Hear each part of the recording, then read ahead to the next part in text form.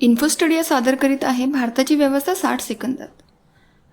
FIR म्हणजे नेमकं काय आणि पोलीस तक्रार व FIR यात काय फरक आहे तर चला बघूया. FIR म्हणजे प्रथम माहिती अहवाल.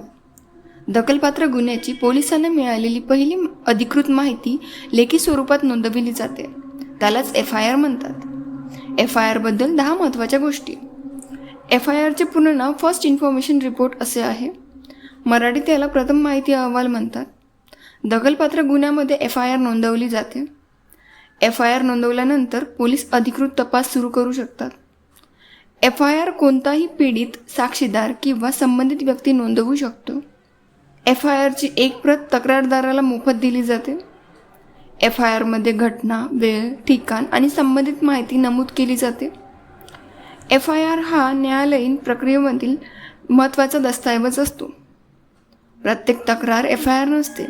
किरकोळ किंवा अदखलपात्र प्रकरणांसाठी वेगळी प्रक्रिया असते. FIR नोंदवल्यानंतर पुरावे गोळा करणे आणि तपास सुरू करण्याची प्रक्रिया सुरू होते.